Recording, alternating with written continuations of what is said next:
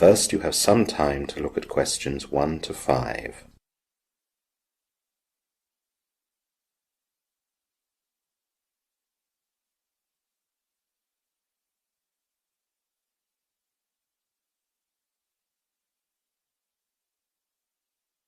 Good morning, madam. How can I help you?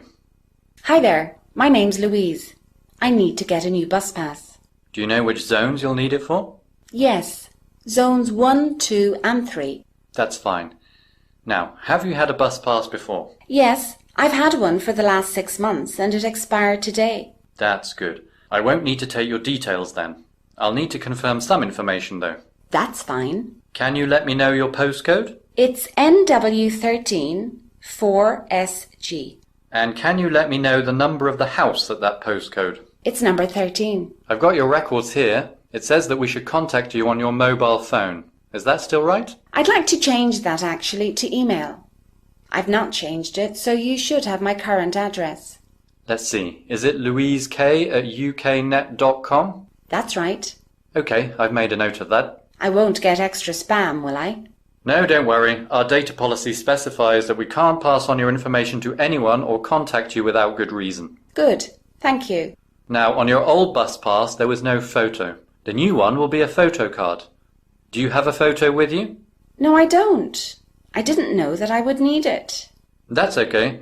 We put the requirement on the website, but of course most people don't see it. I can take it here if you like. Just look at this screen. Like this? That's right. Now keep still. Okay, that's done. By the way, is the price still £100? I'm afraid not. The price went up by 5%. It's still pretty good value though. Yes, that's fine. So, here's your new pass and here's a new holder. I saw that your old one had got a bit worn. Yes, it had. Thanks very much. The old one had gotten a bit beaten up, being at the bottom of my bag all the time. One more thing, I noticed there was no signature on the back of your old bus pass. It isn't valid without it, so you'd better do that now to your new one. Oh, I didn't know that either. I'll do it now. There you are. Before the conversation continues, you have some time to look at questions 6 to 10.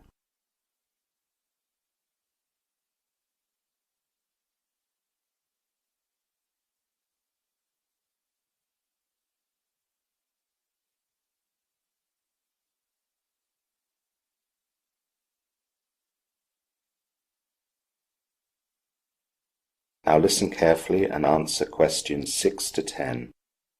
Is there anything else I can help you with? Yes, there is actually. You know that all the bus routes have been reorganised recently. Yes? Well, I'm a bit confused. Could you briefly explain some of the changes? Of course. First of all, there is Route 1. That's the one that goes in the direction of the town hospital when it goes north and the university when it goes south. There are 2 bus stops where you can get on this. To go north, you need to find bus stop Q. That's on Alton Road, just outside the town hall. To go south towards the university, then find bus stop P, which is also on Alton Road, outside the cinema. That's useful for me, as I study at the university. Now I live in West Howe. What will I need to do to get a Route 1 bus? The best way is to go to the town centre and change. You'll need to take Route 3. Take the bus from the centre of West Howe and get off at the town centre at bus stop G. That's outside Westgate Shopping Centre. Then, to get back to West Howe, you'll need to go back to Westgate Shopping Centre and find bus stop H, opposite bus stop G. Thanks. Finally, I need to know how to get to the Arrowdown Sports Centre. I was given a membership there, and so I'll be going there quite often too. First of all, you need to come to the centre of town as you would normally. Then, to get to that sports centre, you'll need to go to the town centre post office. The buses for the Arrowdown Centre are from bus stop A. To get back, take the bus from outside the sports centre and get off at bus stop C in the town centre. Thanks for that. Now, a friend told me that I can get discounts using my bus pass. He said that I can get cheaper cinema tickets and train tickets with it. I'm afraid not with the cinema, but you'll get a 15% discount on local train services. There are other possibilities as well. The local football club gives you access to the special hospitality area. Part 2. First, you have some time to look at questions 11 to 17.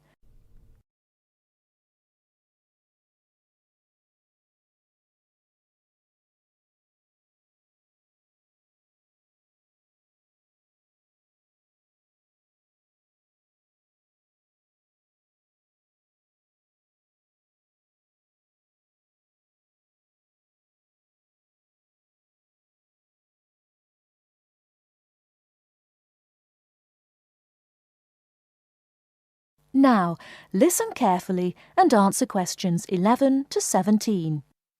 Hello, Clark's Cycle Hire. My name's Keith. How can I help you? Oh, hello. I saw your ad in the local paper, and as I'm thinking of doing some cycling, I'm wondering what kinds of bike you have and what your prices are like. Well, we hire out two main types of machine, touring and mountain bikes. Are you likely to be riding off-road, do you think? No, I'll probably be sticking to roads and country lanes, so a touring bike would be best, I think. Right, well, the rate will be £50 for a week or £14 per day. So it's a lot cheaper to rent by the week. Yes, definitely. Though it's important to bring the bike back on time. Otherwise, I'm afraid we have to charge a late return fee. And how much is that? For each additional hour, it's £1.25. So if you were a day late, it would cost another £30. Yes, that's right. I'd make sure I didn't do that then. I should also point out there's a deposit which you get back when you return the bicycle. In good condition, of course. On touring models, it's £60. Is there anything else I'd have to pay? No, that's it. Though if you're planning to ride fairly long distances, you might like to have one or two accessories. Such as? Well, for another £5, we can supply lightweight bags, either panniers or the handlebar sort. It's amazing how much they can carry, and the way they're designed means they don't get in the way when you're riding. Well, I'll see. But what about essential things like a pump and a repair kit? I wouldn't have to pay extra for those, would I? No, there's no charge for things like that. Or for a lock. It's a good strong one too. Just make sure you don't lose the key. That reminds me, what about insurance? What happens if someone steals the bike, in spite of the wonderful lock? Didn't I mention that? Oh, I should have told you that's included in the rental too. And it covers everything, does it?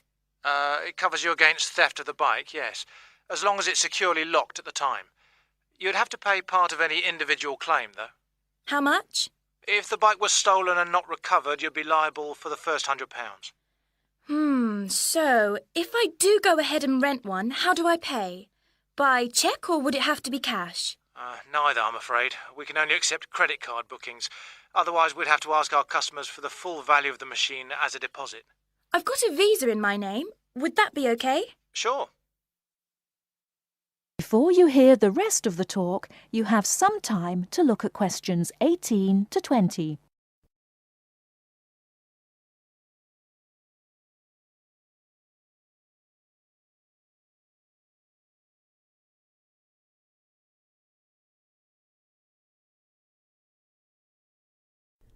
Now listen and answer questions 18 to 20.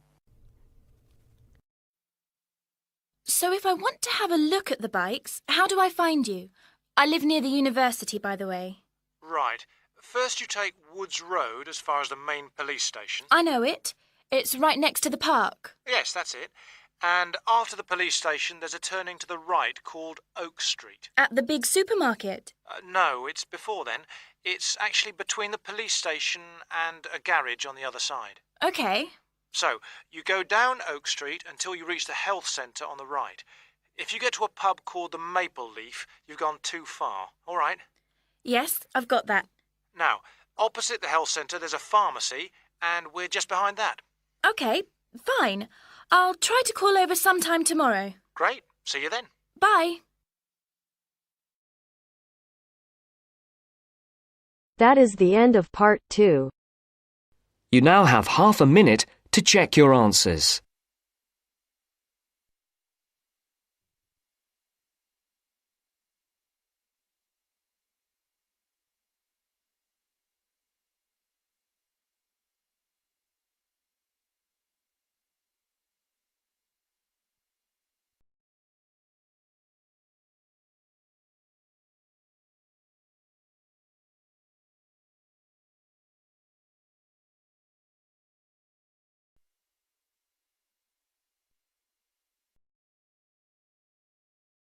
Now turns to part 3. 3. Part 3. You will hear a tutor and some students talking about an assignment. Listen carefully and answer questions 21 to 26.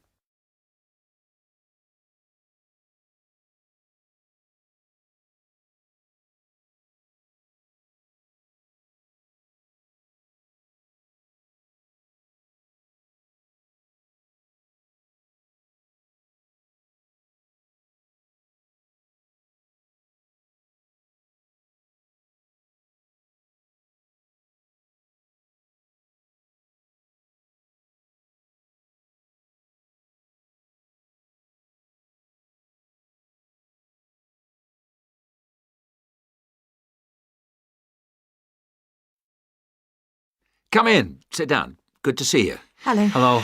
Now, this assignment. The best thing we can do, I think, is to think how we can approach it. The main point is to investigate television, but not what's happened in the past. I was thinking that it would be necessary to go over the new media first and then... Yes, that's a way to make a start, but you need to do that quite briefly. But it's quite a complex topic. Yeah, I agree, but the emphasis must be on the future development of television as a cultural phenomenon. Yes. I've been reading the talk by Ashley Highfield. All right, and what do you take from that? What are the things that are competing with television? Well, to start with, there is the games console. Then there is the personal computer and the internet.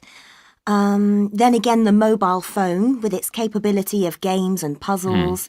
And of course, internet access. Lastly, there is the iPod with the possibility of listening to music wherever you go. Good, you've understood that. Now, which of these presents the greatest competition for television? Well, according to the research, it's video games. Yes, that's true at present, but in the future... I think the phone will present the greatest threat then. And why? Because it's mobile, portable, and it's developing fast. Yeah, I think you're right. You need always to look to the future and try to assess how things will develop, as we said. Good. Now, you need to move on to the new social trends in connection with television. Is one of them the idea that programmes might become shorter and shorter? Ah, yes. The average programme might be 10 minutes. Or even less. Just mini-programmes, say 4 to 5 minutes long. Now, do you think you can get access to all the materials you need? The problem at the moment is the library. Oh, yes? What's happening there? There's a tremendous amount of noise because of the new extension they are building. It's quite impossible to work there. They are stopping work for a week next week, I believe, and then all the sections will be open. There's a hold-up because some roof tiles have not arrived, so there'll be peace for that week. But then after that, the media studies section will be closed for a week, and all the noise and dirt will start up again. Yes, the sociology section will be open, and there's some good stuff there for you on this topic, and it's further away from the noise. Yes, I don't think the sociology section is affected at all, and neither is the journal section. No. Obviously, they're rotating the closures, and it was sociology's turn to close for a week last term. I think we should make a complaint. Yeah, I think you should. I've had a word with the library staff. They are very sympathetic, but... They are affected by these works just as we are. If I were you, I'd make a complaint directly to the premises committee. They only meet once a year, but in fact, I know they're having a meeting next Tuesday. You might like to make contact with them, but don't say that I suggested this. Yes. But the Students' Union might be better since they are independent of the university. That's true, but I can't imagine that people haven't already approached them about this. Let's try the premises committee. Good idea. Why not? OK. Now, don't forget I need a copy of your dissertations by email and 2 copies in print, that is, on paper. If you give the reprographics office 24 hours' notice, they'll make copies for you. And if you give them my details, they'll send those copies directly to me. They won't send copies to you, so you'll need to take your own copy personally from them. Good. Any questions? Before you hear the rest of the talk, you have some time to look at questions 27 to 30.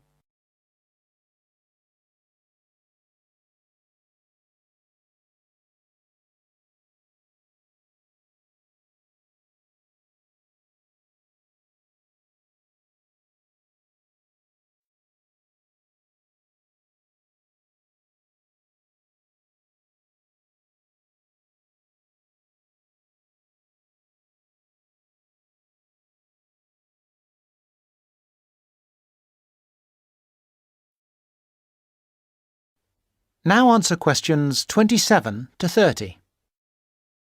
One little thing was just that I wondered whether we should actually talk about that famous website. You know the one, YouTube. I was rather hoping you hadn't overlooked that. Good point. It's mostly homemade videos. I suppose you could say that each video is a television version of a podcast.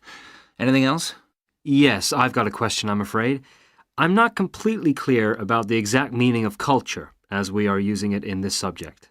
Well, Mrs. Jones is giving a lecture on culture and society in the University Theatre. It's on Wednesday at 10 a.m, and you can learn all about it there, I'm sure. Can you give us that again, please? Yes, that's Culture and Society. It's in the University Theatre. And let me just check the time. Yes, here it is. 10 a.m. on Wednesday. She'll be giving a very thorough discussion of the issues in defining what culture means. Right. That's good. The thing is, the reading list confused me a bit. One thing that occurred to me was that it might be broken down into subsections for future students. Yes, that's a fair point. I'll bear that in mind. Now, don't forget, you need to do the reading and finish the assignment by the 4th of July. Is that okay? Fine. Thank you very much.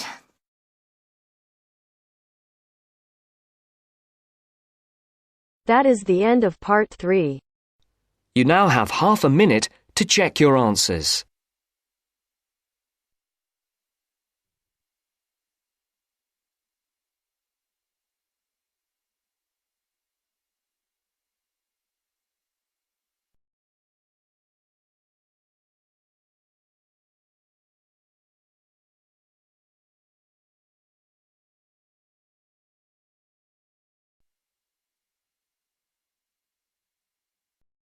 Now turns to part 4. Part 4. You will hear part of a lecture about architecture. You have 30 seconds to look at questions 31 to 36.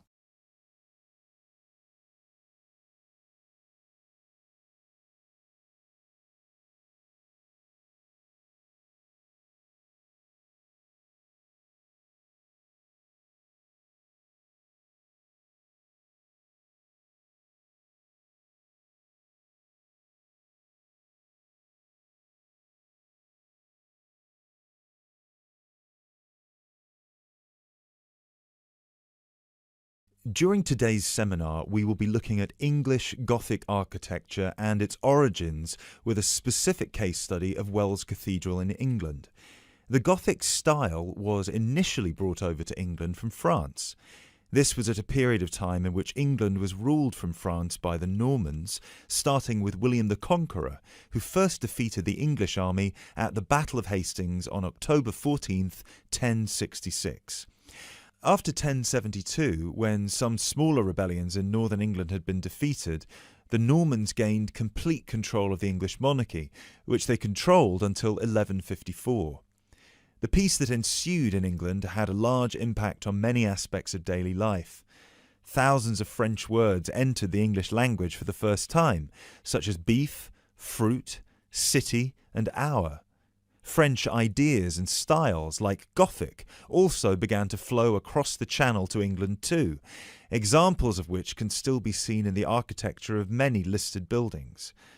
A listed building is one that is protected from alteration or demolition because of its historical or stylistic importance. One such building is Wells Cathedral.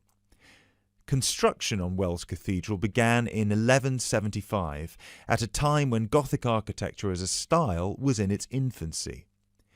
As a result, it is one of the first entirely Gothic buildings ever constructed. From the first designs to the date it was completed in 1490, Gothic architecture flourished in England. Therefore, later additions to the building were still influenced by this Gothic style, rather than by later architectural styles such as Tudor architecture. Older cathedrals in England would have initially been influenced by Romanesque architecture, alternatively known as Norman architecture in England. As the former name suggests, Romanesque was a building style based on the skills passed on to various areas of Europe by the Romans.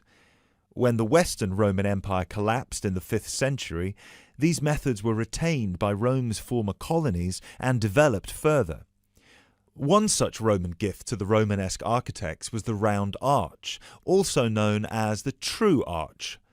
The Romans perfected this style by using wedge-shaped stones called voussoirs, which created pressure that held the structure together at the top. Cathedrals in England, such as the ones in Ely and Canterbury, were started before the arrival of Gothic architecture. Even though parts of those two cathedrals, which were constructed later, are in the Gothic style, other sections predating the arrival of Gothic architecture are Romanesque. The result is known as eclectic because the building is constructed using more than one style. All of these cathedrals belong to a group known as the medieval cathedrals of England. There are 26 different buildings that belong to this group in total, all of which were constructed or added to during a 500-year period from 1040 to 1540.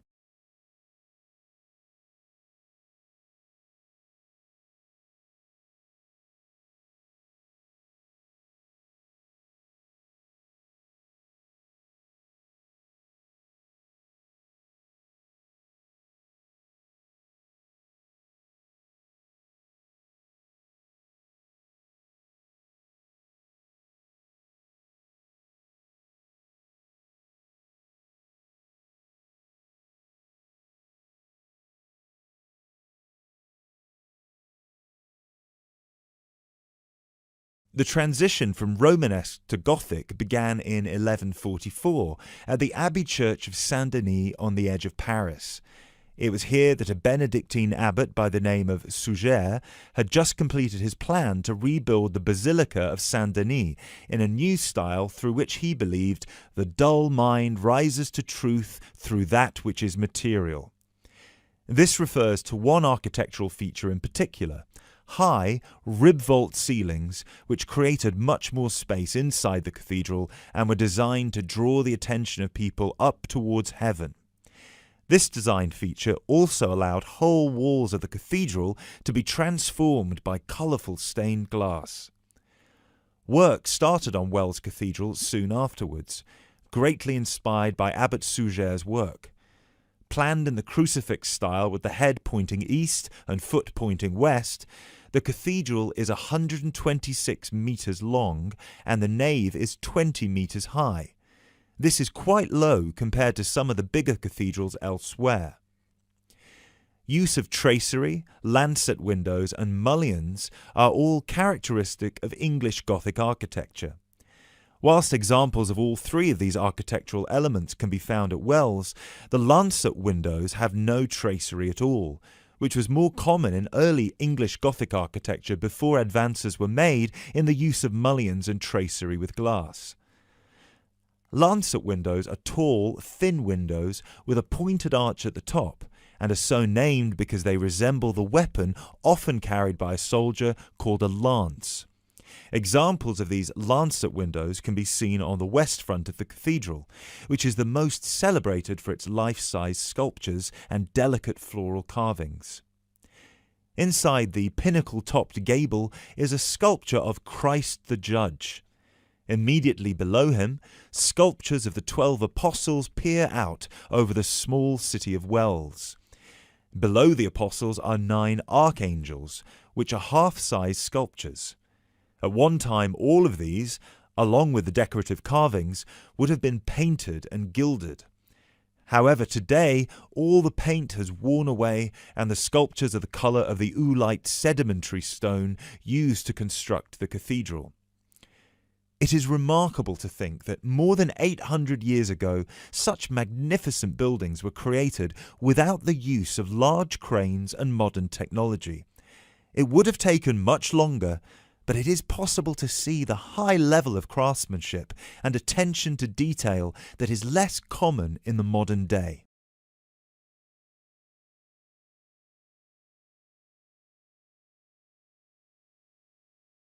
That is the end of part 4. You now